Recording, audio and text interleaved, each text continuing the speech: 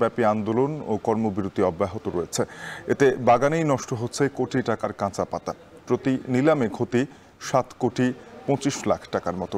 এ বিষয়ে বিস্তারিত জানাতে কমলগঞ্জের পাত্রখলা চা বাগান থেকে বিস্তারিত জানাতে যুক্ত হচ্ছেন এম এ হামিদ। হামিদ, জানাবেন শ্রমিকদের কর্মবিরতি প্রত্যাহারে মালিক পক্ষ থেকে কোনো ধরনের পদক্ষেপ নেওয়া হয়েছে কিনা এখনো পর্যন্ত? এই এক মাসের কর্মবিরতিতে বাগানে মোট কি পরিমাণ ক্ষতি হতে পারে জানাবেন।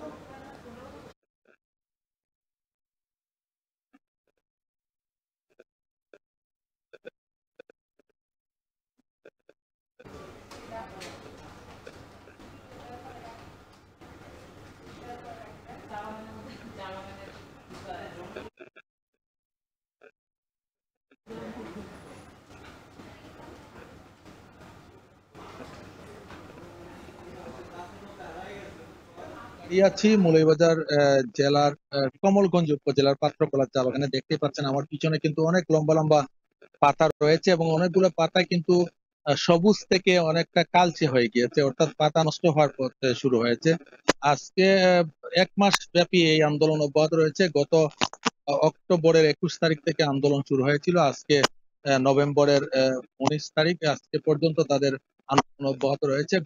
যদিও গতকালকে ঢাকায় একটি বোর্ড মিটিং হয়েছিল এবং বোর্ড মিটিং এর সিদ্ধান্ত হয়েছে যে আগামী কিছুদিনের মধ্যেই কিন্তু বাগানের যে পাওনা রয়েছে সেগুলো পরিশোধ করবে।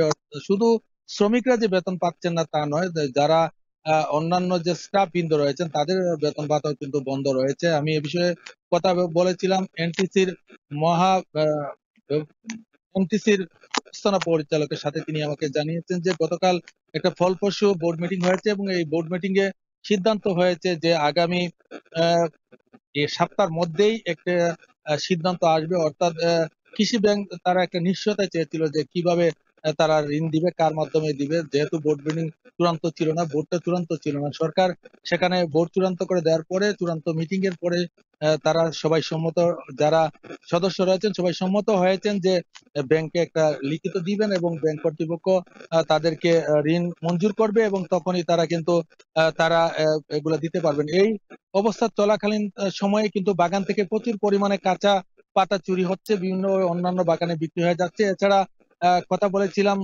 জেনারেল ম্যানেজারের সাথে, তিনি আমাকে জানিয়েছেন যে প্রতি অকশনে তাদের নিলামে ক্ষতির পরিমাণ দাঁড়িয়েছে 7,25,00,000 টাকা করে। অর্থাৎ একভাবে ন্যাশনাল ট্রি কোম্পানি ক্ষতিগ্রস্ত হচ্ছে, অপরদিকে শ্রমিকরাও কিন্তু কাজ না করে ক্ষতিগ্রস্ত হচ্ছেন। শ্রমিকরা বলছেন যতদিন পর্যন্ত তাদের বকেয়া না পাবেন ততদিন পর্যন্ত তাদের আন্দোলন চলমান থাকবে। এই ছিল আমার কাছে মৌলভীবাজারের পাত্রকলা থেকে এনটিসি বাগানগুলো নিয়ে সবশেষ। শাফি।